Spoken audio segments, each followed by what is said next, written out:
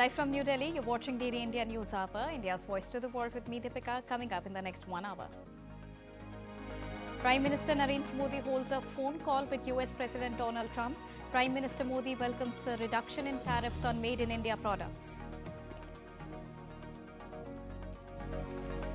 NDA parliamentarians felicitate Prime Minister Narendra Modi for recent reduction in US tariffs to 18% announced by President Donald Trump after a telephonic conversation with Prime Minister. Indian stock markets gives a huge thumbs up to the tariff reduction. Market indices trading in green. Rupee jumps 1.2% against US dollar in early trade.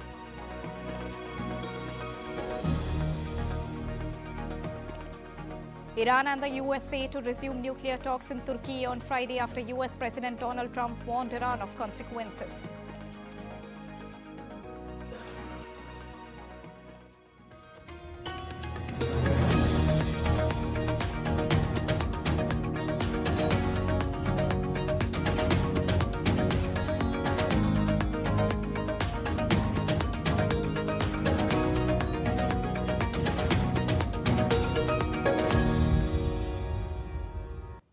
Good afternoon to all the viewers joining us at this afternoon broadcast. To begin with the biggest, India and the United States have agreed to a trade deal under which Washington will bring down reciprocal tariffs on Indian goods to 18%. President Donald Trump said on Monday after a phone conversation with Prime Minister Narendra Modi. Later, in a social media post on X, Prime Minister Modi said, and I quote him here, "Wonderful to speak with my dear friend President Trump. Delighted that made in India products will now have a reduced tariff of 18%. Big thanks to President Trump on behalf of the 1.4 billion people of India for this wonderful announcement. When two large economies and the world's largest democracies work together, it benefits our people and unlocks immense opportunities for mutually beneficial cooperation. President Trump's leadership is vital for global peace, stability and prosperity. India fully supports his efforts for peace. I look forward to working closely with him to take our partnership to unprecedented heights," unquote. President Donald Trump, on his part, termed his conversation with Prime Minister Narendra Modi as an honor and termed him as one of his greatest friends and a powerful and respected leader of India. He said that the amazing relationship between the United States and India will be even stronger going forward. He added that he and Prime Minister Narendra Modi are two people that get things done, something that cannot be said for most. Meanwhile, the two leaders, according to Trump, also talked about ending the conflict between Russia and Ukraine.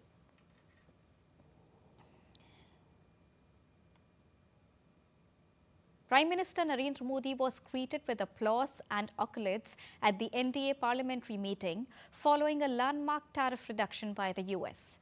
Speaking at the BJP Parliamentary Party meeting, Union Minister Kiren Rijiju highlighted that under Prime Minister Modi's leadership, India has successfully signed major trade deals with the European Union, United Arab Emirates, Mauritius, Australia, UK, New Zealand and now the US.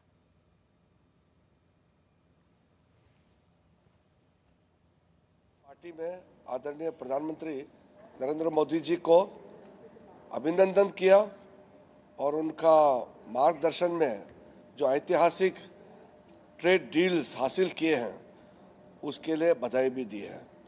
Total 39 देश 39 देशों के साथ free trade agreement हो गए हैं। ये ऐतिहासिक है और ये 39 कंट्रीज जो है पूरा डेवलप्ड कंट्रीज है, जैसे यूरोपियन यूनियन के जितने कंट्रीज हो या ऑस्ट्रेलिया हो, न्यूजीलैंड हो, यूके हो, तो ये ऐतिहासिक है। And now to get you more on this, I'm joined by lead India correspondent Akshay Dongre. Good afternoon, Akshay. Take us through the key highlights of this major announcement and its significance. Well, it has an immense significance, Deepika, because absolutely at the very beginning, as the tariffs have been cut from a 50%, that was quite massive, to an 18%, which is also quite extreme. as far as the entire region is concerned. It's a shot in the arm for the manufacturing sector, for the startups, for the ambitious businesses that have trade across the country. And in fact, after the free trade agreement with several other countries, that also included the European Union, which in itself has 27 developed countries.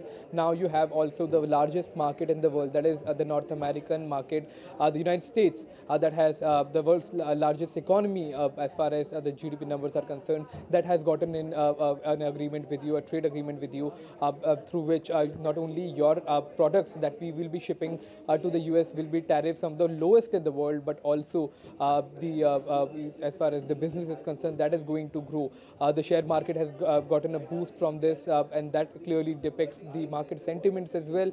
And the ramifications of this trade agreement has also been seen on the Indian rupees, which has bounced back quite strongly today as far as positive market sentiments are concerned. So you are potentially looking at a country that has not only the world's largest market, world's largest population, but also one of the world's largest manufacturing capability and one of the lowest tariffs in the world. So if you compare it to Pakistan, Indonesia, Vietnam, Bangladesh, even China for that matter, none of these countries have a lower tariff rate than India. India has some of the lowest tariff rate at 18% now, which is going to give a huge boost to not only our manufacturing sector, but also our services sector going in the near future. Back to you. All right. Thank you so much, Akshay, for joining us and getting us a rounded perspective on this latest development. Well, External Affairs Minister Dr. S. Jaishankar also welcomed the announcements on India-US bilateral trade. In a social media post on X, Dr. Jaishankar said, and I quote him here, "This will create more jobs, spur growth, and promote innovation in both the economies. It will strengthen Make in India endeavors and encourage trusted technology ties. The opportunities in our economic engagement are truly vast, and we are confident of realizing them. A robust economic relationship is the strongest foundation for our strategic partnership," unquote. This is a statement that has come out from External Affairs Minister Dr. S. Jaishankar.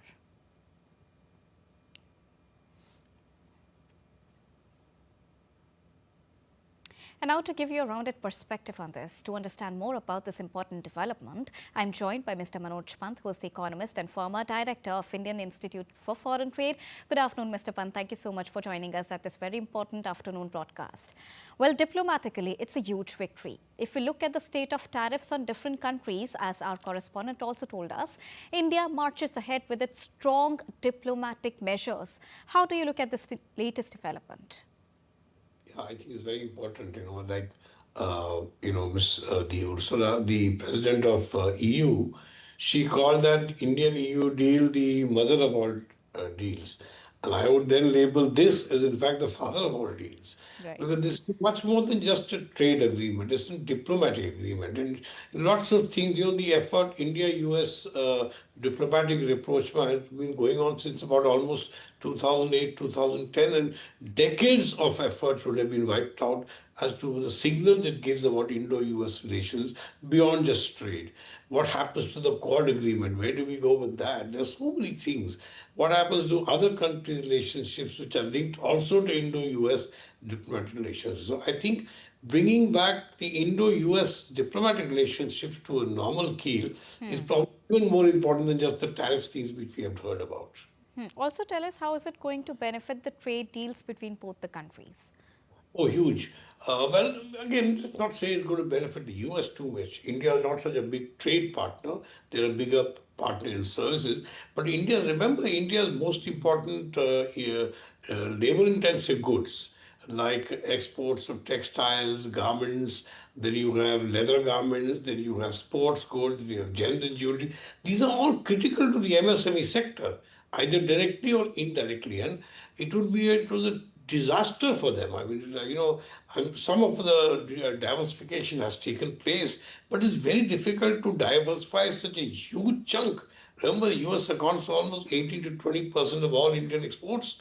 To diversify such a large chunk of exports, especially of labor-intensive items, critical to India's employment. I mean, there would have been a severe effect on the employment in the coming years. Fortunately, this has come about just at the right time and in time to sort of steady the trade ship in the coming year. Also, for the benefit of our viewers, can you help us understand which are the sectors which are going to benefit and get affected the most, especially on India's part? I would say most important, gems and jewelry, textiles and garments. Remember, textile and garments account for almost 20% of India's total export, 28% of India's total export. That's a huge amount. Then you have, of course, leather garments. You have sports goods. Sports goods, I don't know where they export very much elsewhere apart from India and maybe the EU. And then you have, of course, marine products. Marine products, I don't know the exact numbers, but they were severely hit because they are perishables. You can't just suddenly relocate them to some other country.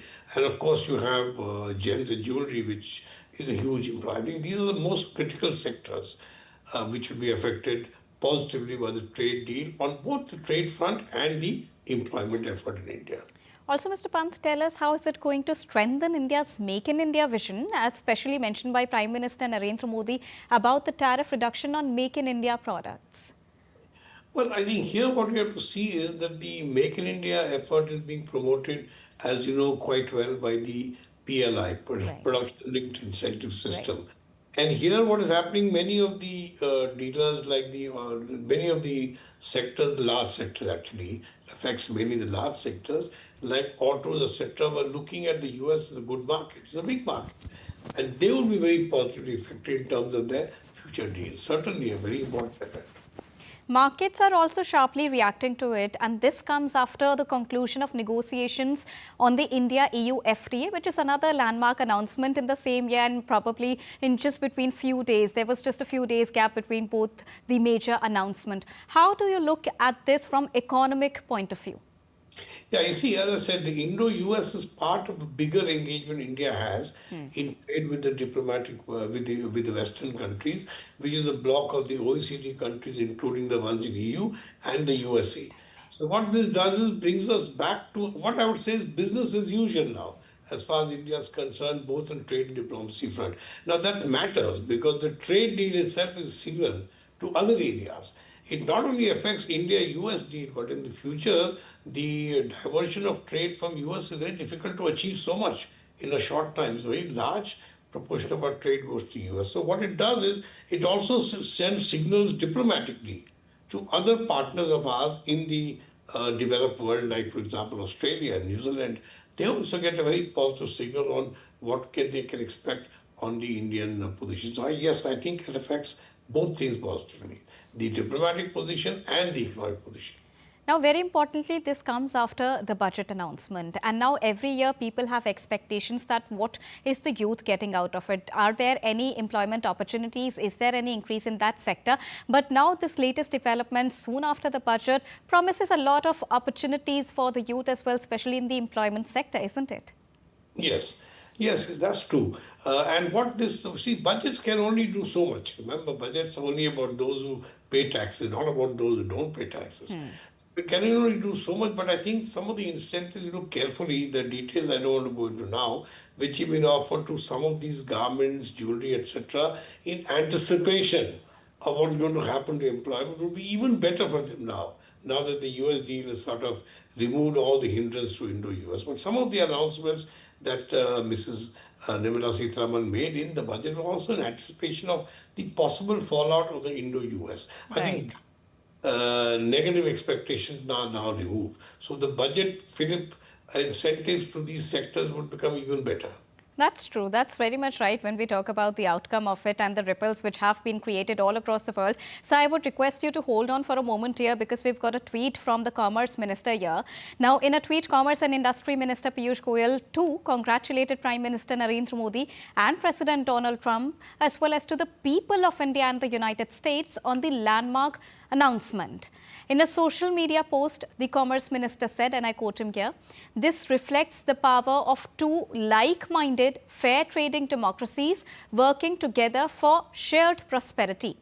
Now, he further said that this agreement unlocks unprecedented opportunities for farmers, MSMEs, entrepreneurs and skilled workers to make in India for the world, design in India for the world and innovate in India for the world. It will help India get technology from the United States. Now, further, he said that it is not just a trade deal, it is a historic turning point that will reshape India-US relationship and accelerate our journey towards Viksit Bharat 2047.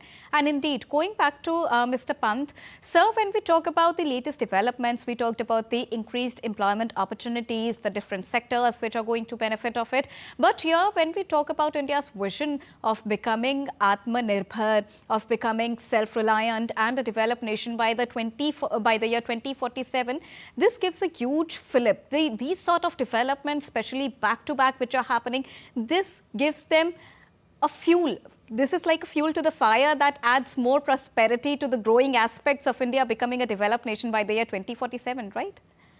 Yes, you see, this Indo-US trade relations are not only about tariffs, it's also about technology, which is expected to come through, let's say, FDI deals. Now, if you look at the budget, you've seen Mrs. Sitaraman has tried to give a number of incentives for foreign investment to come inside. The main advantage of foreign investment is that it brings in technology. We don't want to keep reinventing the wheel on everything. And that would have been interrupted. If you are suddenly not dealing with a country trade-wise, that makes a big difference. You would have seen an impact coming in terms of the investment. Remember, US is one of India's largest outward investment destinations, particularly in the software sector. And then the ripples would have been felt in the case of Indo-US relationship on the services sector, which has so far been holding good. So, many side effects that are going to come about because the indications of trade deal are what I think are even more important than just the tariff reductions that we are expecting. So that's why I called it I think it's the father of all deals, apart from the mother of all deals. Now, you think of it together, if you bring together the mother of all deals and the father of all deals, then the time comes now for India to be seriously thought as a possible second position global trade partner apart from China. It cannot supplant China immediately, but certainly now a viable partner. Very rightly pointed out, this looks like the father of all deal. And to get you more on this, straight from Mumbai, where the market updates are being tracked continuously by DD India correspondent Shama. Let's go across to Shama. Good afternoon, Shama. You've been tracking the market sentiment since early morning. Tell us what the traders are saying, because markets is receiving a very positive response. Well, Deepika, starting in the morning, markets really have a reason to rejoice, and so have the traders, because since yesterday night rather, they knew for the fact that the markets will today trend upward in the green direction, in the green zone, because it has been many days, it is rather weeks, that the markets were trading in red, but today the markets have opened strong, and even now we are seeing the NSE Nifty and the BSE Sensex, they are trading in green. We are also talking about sectors which have been a huge gainer. This includes the infra, the pharma, healthcare, realty. All these sectors have gained hugely, and this is all on the fact that the confidence has returned with this mega deal. And we also have to keep in mind that India is continuously having these kind of pacts, these kind of trade deals with many countries, and that is why the confidence in Indian growth story is becoming even more stronger. We were also seeing that the FIIs were pulling out of the markets, the Indian currency was also going through a tough time. But now, and because of all these reasons, the sentiment really across the country or across the world that had gone, that India, because of that, the FIIs were pulling out. But now we will we are hoping to see that this growth story has been renewed, and there will be more number of FIIs coming in. There will be more number of investments, the international investments that will be coming out in India, and this will definitely in turn make the Indian growth story even more stronger. So the US-India trade deal, apart from that, we recently saw the UK-India FTA, that deal, which was also called as the mother of all deals, mother of all trade deals. Now back to back we are seeing this, and we are hoping that this rally is likely to be a sustained rally, because there are so many sectors that will be gaining because of this particular trade deal. And as we say that we are moving towards Atmanirbhar Bharat, we are moving towards Viksit Bharat, this is one step in that direction, because of the trade, because of these industries, we are sure that the backbone of the economy will be getting a more stronger strength, and the people who are into the business of imports and exports, they are rejoicing. And as I've mentioned earlier, the growth story, the confidence of India's growth story has become stronger, and this is likely to be a sustained rally. Deepika. Coming back to you, Mr. Pant, as my colleague said, that this is going to be a continued story, and we are hopeful for the same because the markets are also hopeful for the same. The last 12 hours really brought a happy news, a good news for the market traders, with a happy opening, positive opening in the market session as well. But how do you look at this positive developments reflecting on gold bonds as well? I would not look so quickly at gold bonds. See, gold bonds, etc., also respond to what, or the gold market also responds to what is happening on the currency front. See, there are two people operating. One are the traders who are looking for day-to-day changes. There, the rates can fluctuate daily. Like, I would not be someone who would run to invest in the gold market because it's seen a major correction in the last few days. So I would not think of those. That is more important for traders. There will be those who go into the gold market. I would not advise anyone to stay long because there will be a lot of speculative. So speculative market dominates there, speculative intentions. And that's not something which is altered in the long run from these kind of deals. So I would not worry too much about that. I think the currency changes will take care of that. And also, when we talk about India becoming the third largest economy, that has been the major focus since 2014 when we talk about it. And we saw the reflections of this decision in the speech of President also before the budget. We saw that in the speech of Prime Minister Narendra Modi also after the budget presentation. How do you look at the developments which are taking place, strengthening India's spot to become the third largest economy soonest? See, let's put it this way, let's put the third largest in perspective. It is not as India is the third richest country, it's third largest in terms of the total per capita, total GDP, not per capita. So it's not the third largest in terms of purchasing power, but the third prospective, because this is where the market is.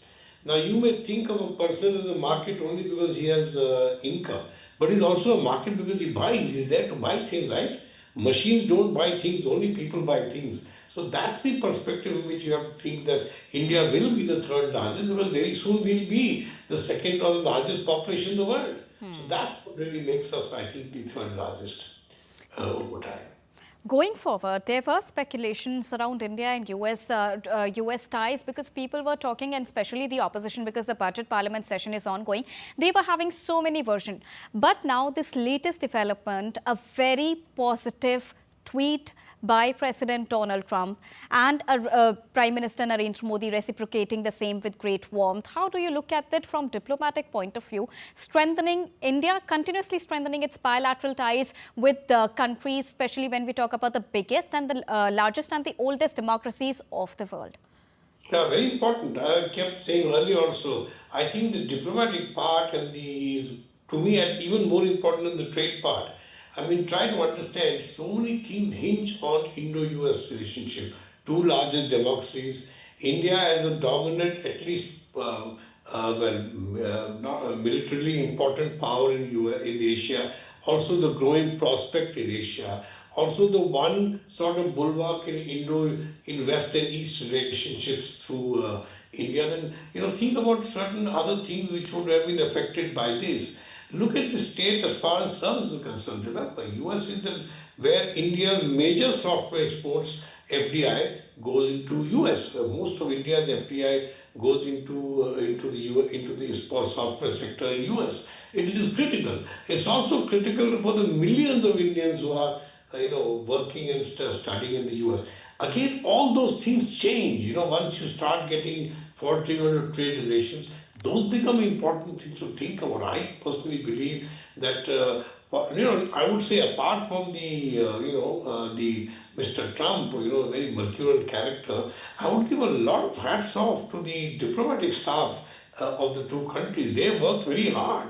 Changing Mr. Trump's mind is a very difficult job. And I can tell you the diplomatic staff over there probably that understands much more, just like Indian Commerce Ministry and diplomatic staff understand the importance of these relationships from a long-term point of view. Forget about the, what we do, our leaders, their leaders, they'll be gone today, they are there today, they'll be gone tomorrow. What happens 15 years down the line? So I Right. think they work very hard to steady the ship, so to speak.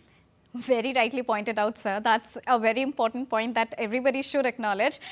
Taking a last reaction from Shama. Shama, you've been talking to many of the stakeholders there. How are they reacting? What are the sentiments of the people?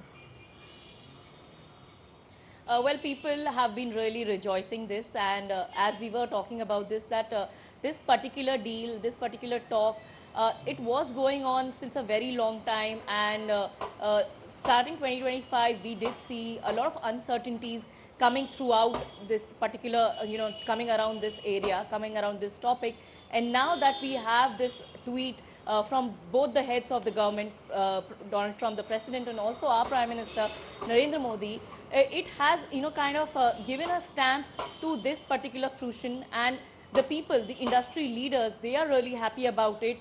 They are thanking Prime Minister Narendra Modi and also our Commerce Minister Piyush Goyal for this continuous talks of this trade deal.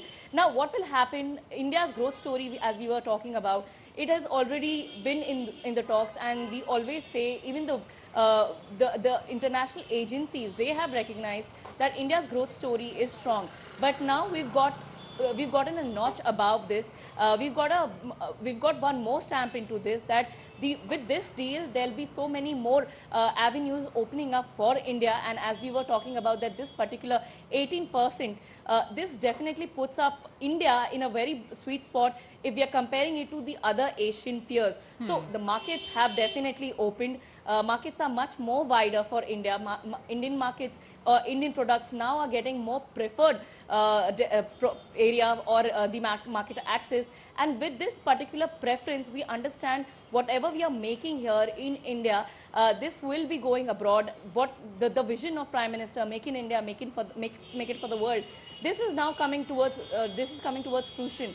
So the industry leaders ranging from various sectors, be it gems and jewelry, textile, healthcare, pharma, they are really happy about this particular trade deal, but they are also waiting because this is the first step, and there'll be so many more discussions till we reach the point where we are signing this deal. So they are both cautious as well as happy for the moment that Indian products and Indian markets have both gotten a reason to be happy for now. All right. Thank you so much, Shama, for joining us and getting us the latest straight from Mumbai. Thank you so much, Mr. Pant, for joining us and getting us a much-needed rounded perspective on the important development.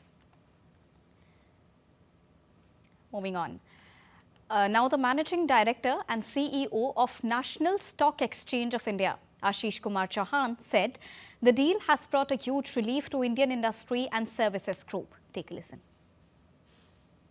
It has brought a huge relief to the minds of Indian industry and also Indian services groups, because India and US have been two complementary economies. India is able to provide excellent, well-qualified, loyal and technology-adaptive labor and skills to the world, and US is actually largely dependent on imports. And that's where this deal was absolutely important last 1 year since Mr. Donald Trump took power on January 20, 2025. The tariff has been reduced to 18% from 25 plus 25, that is 50%. And now India can enter the import with USSR, rather Russia, and it will continue to engage in trade with US without importing the agricultural commodities from US, nor even the feed for the animals. So there you heard Professor M.K. Agrawal also hailing the latest announcement. Now, both the houses witnessed repeated disruptions during the ongoing budget session of the Parliament. Despite continuous warnings, the opposition continued to create ruckus. The Lok Sabha Speaker told the member of the Parliament that sloganeering is wrong and against the rules. But the opposition MPs reached the well, and due to this, the proceedings of the Lok Sabha were disrupted and the question hour could not be conducted smoothly. Meanwhile, in the Rajya Sabha, MPs raised issues during the zero hour. Further, discussion is underway on the motion of thanks on the President's address in both the houses of the Indian Parliament. The Lok Sabha has been allotted 18-hour discussion on the President's address, while the Rajya Sabha was given 16 hours for this particular discussion. Responding to the opposition MPs, Union Minister J.P. Nadda said that the government will issue a suo motu statement on the trade deal and also hold a discussion on it.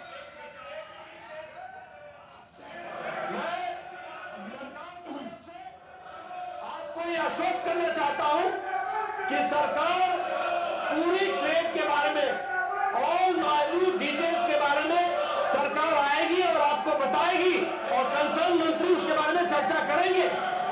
बहुत जल्द सरकार सो मोटो statement देने वाली है और इस trade deal के बारे में भी विस्तृत रूप से चर्चा करेगी। Time for a short break. We'll be right back.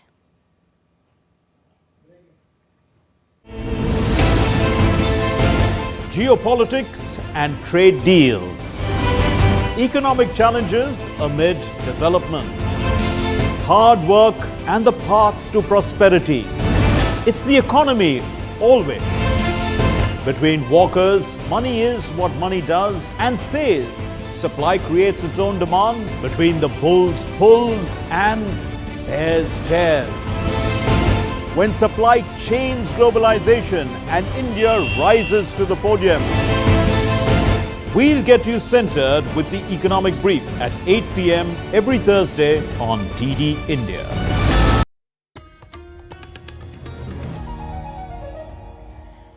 Welcome back after that short break. You're watching DD India NewsHour.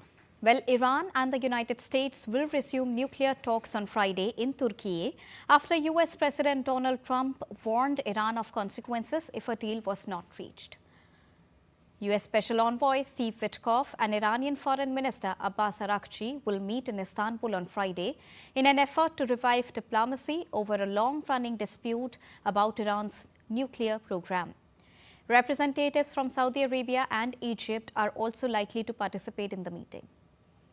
US President Donald Trump has maintained he is hopeful that Washington will work something out with Iran, but also warned on Monday that bad things would happen if no deal is reached.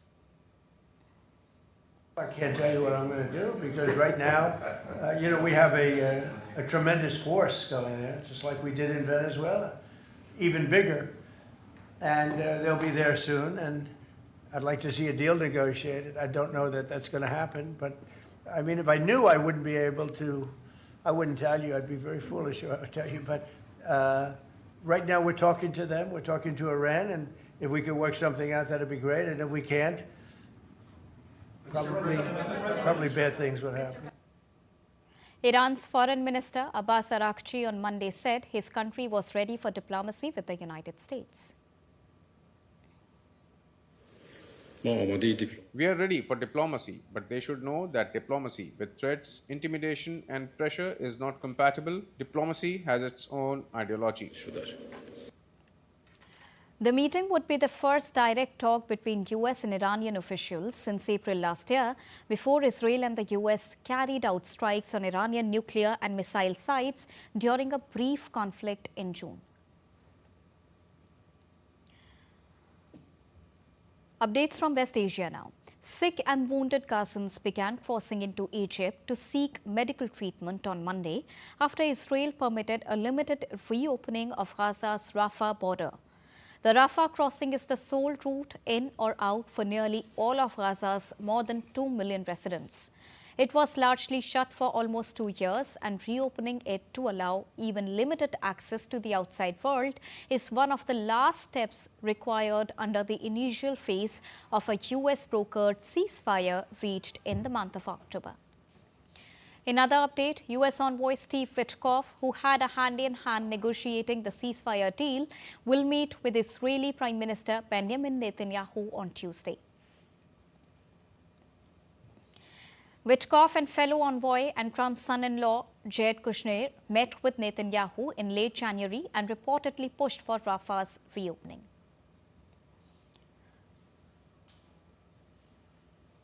The US Congress prepares for a Tuesday vote on a spending bill to end government shutdown following a House committee vote late on Monday. US President Donald Trump urged the House of Representatives on Monday to swiftly adopt a spending bill and end the three-day government shutdown. In his Truth Social post, Trump said there can be no changes at this time to the legislation and called for its immediate passage. Speaker Johnson, I spoke with Leader Thune, and I think they're pretty close to a resolution. You know, we were at 5.6% GDP, and we lost 1.5 points because of the 42-day shutdown. Think of that. We would have been at 7. Nobody ever saw a number like 7. Late on Friday, the Senate passed a package clearing 5 outstanding funding bills to cover most federal agencies through September, along with a 2-week stopgap measure to keep DHS operating, while lawmakers negotiate immigration enforcement policy. If the House approves the Senate deal, lawmakers would then have just 2 weeks to negotiate a full-year DHS funding bill. The shutdown followed a breakdown in negotiations because of Democratic anger over the killing of 2 protesters in Minneapolis by federal immigration agents that derailed talks over new money for the Department of Homeland Security. Moving on to the latest in Epstein files now, former US President Bill Clinton and his wife Hillary Clinton, the former Secretary of the State, have agreed to testify in the congressional investigation into late sex offender Jeffrey Epstein. It comes days before the Republican-led US House of Representatives was expected to vote to hold both Clintons in criminal contempt over their months-long resistance of legal summons. Bill Clinton's photo appears in Epstein files released by the Department of Justice, although the former Democratic president has denied any wrongdoing. The US government's release of more than 3 million documents related to Jeffrey Epstein has raised further questions about the ties of 3 prominent figures in British public life. The former Prince Andrew, his ex-wife Sarah Ferguson and Peter Mandelson, the former UK ambassador to the United States, are all listed multiple times in the latest trove of Epstein files. Prime Minister Keir Starmer has urged Andrew Mountbatten Windsor to testify before the US Congress, while Mandelson, who resigned from the Labour Party on Sunday, is facing calls from leading figures, including Starmer, to retire from the House of Lords. US President Donald Trump said late on Monday that his administration is seeking $1 billion in damages from Harvard University. Posting on Truth Social post, Trump said, seeking $1 billion in damages and want nothing further to do into the future with Harvard University. Trump's administration in December appealed a judge's ruling holding that it unlawfully terminated more than $2 billion in grants awarded to Harvard and can no longer cut off research funding to the Ivy League school. Harvard has been a central focus of the administration's broad campaign to leverage federal funding to force change at US universities, which Trump says are gripped by anti-Semitic and radical left ideologies. US President Donald Trump on Monday announced the creation of a critical mineral reserve, aiming to protect manufacturers from supply disruptions. Trump said the $12 billion reserve will be the first ever stockpile of critical minerals and will be used to ensure that American businesses and workers are never harmed by any shortage. Trump also said he expects the loan used to form the reserve to generate a profit from interest. U.S. Secretary of the Interior Doug Burgum said that 11 additional countries will be announced for the initiative later this week.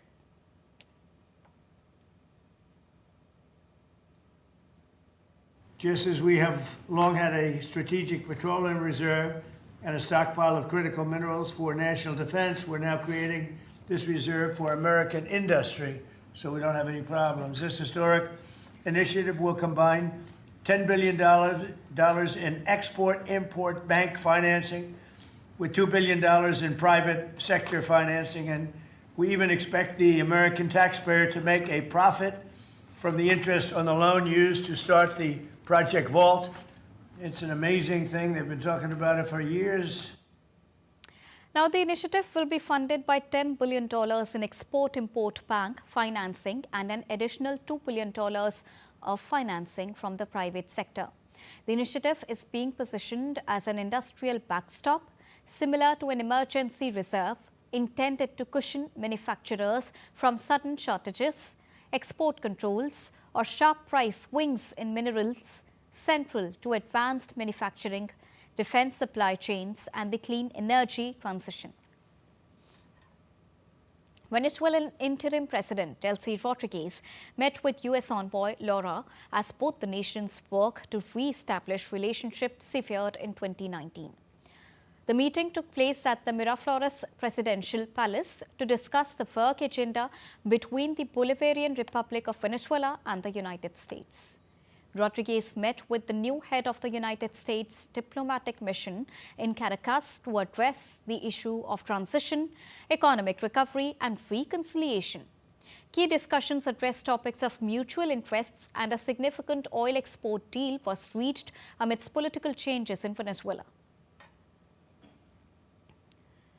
Now, U.S. President Donald Trump said on Monday that Mexico would stop sending oil to Cuba as he ramped up pressure campaign on Caribbean nation. Trump told the reporters in the White House Oval Office that Mexico would cease sending Cuba oil.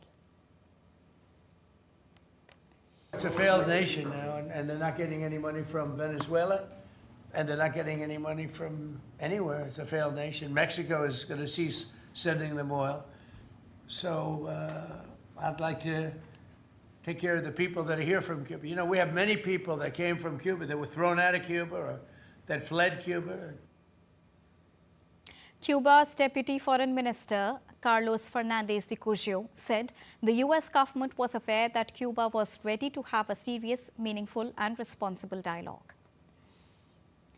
Meanwhile, Mexican President Claudia Sheinbaum's administration said on Sunday it would seek to ship oil to Cuba for humanitarian reasons without seeking confrontation. She also said aid would consist of other products for the coming week. Moving on, Costa Rica's President-elect Laura Fernandez on Monday pledged to lead a government of national unity and continue the populist policies of outgoing President Rodrigo Chavez, whom she offered a senior cabinet position starting in May. While people expressed optimism that Fernandez would govern effectively and continue the policies of outgoing president, others stressed confidence in the electoral process and expectations for the result.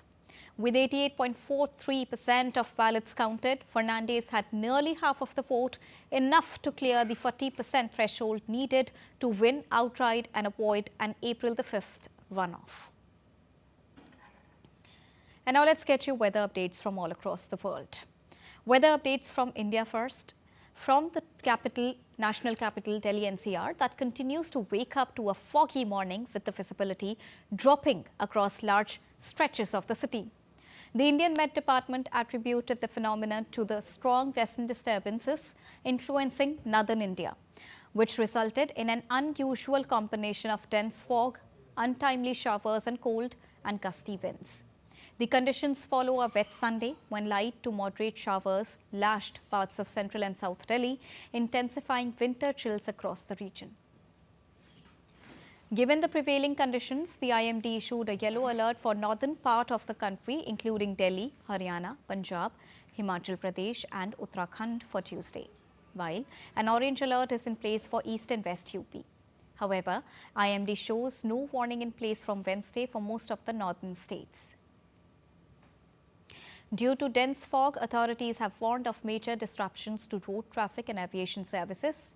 Delhi Airport in an advisory has said that dense fog conditions might lead to delays or disruptions. It added that airport authorities are working closely with all stakeholders to minimize inconvenience to the passengers. It has thus asked that for latest flight status, passengers must contact their respective airlines before arriving at the airport. In Portugal, dozens of people queued in Leiria to get roof tiles to repair their homes on Monday after a week of storms that left many municipalities under a state of emergency. The country is bracing for more bad weather in the coming weeks, with floods and heavy rain alerts issued in central Portugal. Storm Kristen killed at least 6 people, damaging homes and cut power to hundreds of thousands. On the other hand, firefighters in Argentina's Chubut province fought wildfires that have burned around 50,000 hectares, hoping for rain and cooler weather to help. The fires closed 2 provincial roads and pushed firefighters to retreat for safety. Patagonia forest fires have destroyed an area more than twice the size of Buenos Aires, stirring criticism over austerity measures under President Javier Milei that have significantly cut aid resources. And now let's take a look at other stories making news around the world in brief. More than 300 pieces of memorabilia from British sci-fi series Doctor Who are being auctioned online by Prop Store from February 3rd till 19th of February. The lots span the past 20 years of the show and include items linked to several actors who played the Doctor. Lunar New Year fireworks and lanterns in Shanghai draw crowds. Performers create fireworks by scattering molten iron into the air at Shanghai's iconic waterfront, and a lantern festival draws crowds ahead of Lunar New Year. Time for a short break, but still to come on the other side. 8 Olympic spots up for grabs as India gets hosting rights for next year's Asian Rifle and Pistol Championship in Delhi.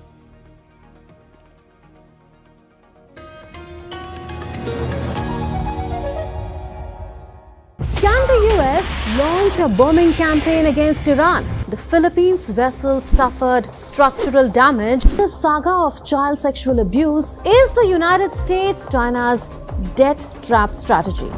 Truth is stranger than fiction. But sometimes hard to uncover.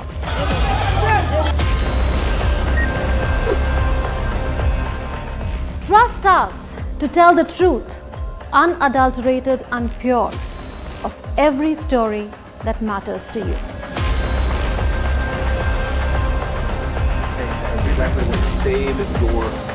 You read between the lines, cut the clutter, and connect the dots to get you the full picture. Watch Connecting the Dots at these times with me, only on DD India.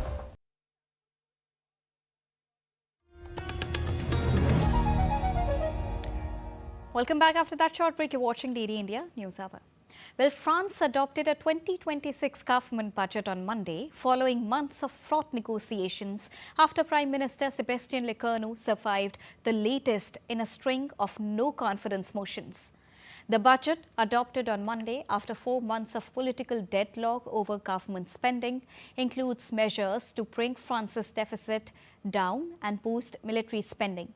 Lawmakers rejected 2 no-confidence motions from the hard-left and far-right parties tabled after the Premier on Friday that forced his budget through Parliament without a vote for the third and final time. Motions tabled by France Unbound, the Greens and other left-wing groups drew 260 of the 289 votes needed to oust the government. The far-right motion secured only 135 votes. Budget negotiations have consumed the French political class for nearly 2 years after President Emmanuel Macron's 2024 snap election delivered a hung parliament, just as a massive hole in public finance made belt tightening more urgent. So France has approved its 2026 budget after Prime Minister Sébastien Lecornu survived 2 no-confidence votes. For more on what this means politically and economically, we are now joined by DW correspondent Chiponda Chimpulu. Good afternoon, Chiponda. What is the latest you are tracking?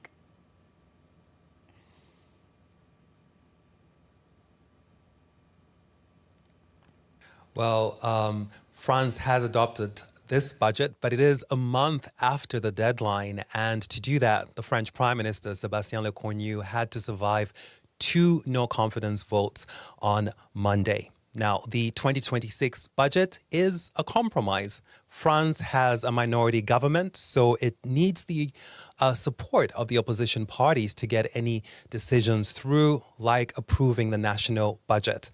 Now, the center-right coalition had to give in to some of the socialist parties' demands. And that does mean that their plans to cut France's deficits aren't as ambitious as they were supposed to be, and the new budget has ended up having smaller spending cuts and tax increases. So France's deficit, which was expected to be at 5% this year, could actually end up being bigger. But this is, of course, still a relief because France has lost its 2 previous prime ministers because they failed to pass a budget. So the current prime minister was able to find a way to break through the political gridlock. But France still has the largest government deficit in the Eurozone. All right. Thank you so much, Chiponda, for joining us and getting us the latest on this. Now, moving on. The Nepal Rashtra Bank and the Reserve Bank of India are engaged in high-level talks to allow the unrestricted bulk transfer of Indian currency between the banking systems of India and Nepal. This initiative will modernize the transfer mechanism, moving beyond reliance on physical currency movement and allowing large volume transfers via digital interbank channels. This could be a big breakthrough to allow transfer of Indian money between banks in the 2 countries in large volume, easing trade and tourism. Moving on, the Amrit Udyan in New Delhi opens for public viewing from today till the 31st of March, offering the visitors a chance to experience one of India's most celebrated green spaces. The iconic gardens will be open 6 days a week from 10 a.m. to 6 p.m. with the last entry permitted at 5 p.m. according to Indian Standard Time. The gardens will remain closed on Mondays for maintenance and on March the 4th on account of Holi. Entry to the garden will be free of cost. However, the visitors will be required to book their tickets exclusively through the online portal. No on-the-spot booking facility will be available this year. Apart from Amrit Udyan, the Rashtrapati Bhavan and Rashtrapati Bhavan Museum will also remain open to the visitors from Tuesday till Sunday. You're watching DD India NewsHour, and now it's time to get you all the latest from the world of sports. To begin with shooting. India will host next year's Asian Rifle and Pistol Championship in Delhi, where 8 spots for the 2028 Los Angeles Olympics will be up for grabs. The allotment of the Asian event was confirmed by the Asian Shooting Confederation in a letter to the National Rifle Association of Indian President Kalikesh Singh Deo. The NRAI stated that the dates for the Asian qualifier will be finalized in due course. The 8 slots in the Asian competition will be in addition to the 12 berths that will be on offer in the Shooting World Cup in April next year, which will also take place in Delhi. Moving on to badminton now. India's women's team will begin their title defence at the Badminton Asia Team Championship in China without PV Sindhu, who is withdrawn from the tournament due to a niggle. Teenagers Tanvi Sharma, who's part of India's title-winning squad in 2024, and Unnati Hooda have been named in women's team along with Malvika Bansod. Commonwealth Games medalists Trisa Jolly and Gayatri Gopichand will lead the doubles challenge. Indian women have been placed in Group Y alongside Thailand and Myanmar. Indian men have been drawn in Group C with Japan and Singapore. Each group stage tie will comprise 5 rubbers, 3 singles and 2 doubles, with the top 2 teams from each of the group advancing to the quarterfinal round. Tournament runs from 3rd till the 8th of February in Qingdao, city of China, but India will begin their campaign on Wednesday. In tennis, Australian Open champion Carlos Alcaraz has withdrawn from the Rotterdam Open beginning next week. World number 1 Alcaraz had secured the ATP 500 event title last season, beating Alex de Minaur in the final. But he pulled out, citing exertions over the last 2 weeks during the Australian Open. The organizers posted on X, and I quote them here, Carlos Alcaraz won't defend his title in Rotterdam. The Australian Open champion concluded that after his exertions over the past 2 weeks, he needs more time to return to action, unquote. Well, top-ranked stars like Alexander Zverev, Felix Auger-Aliassime and De Minaur will feature in the competition, which is set to take place from the 9th till the 15th of February. Alcaraz became the youngest player at the age of 22 to complete a career Grand Slam after clinching the Australian Open on Sunday. Moving on. Copenhagen's annual Light Festival opened on Friday, lighting up the Danish capital during the dark winter nights. Around 45 artworks, light installations, tours and events are featured across the city this year. Visitors in different neighborhoods stopped to admire the displays despite the cold weather. The art and light installations will remain on display until the 22nd of February.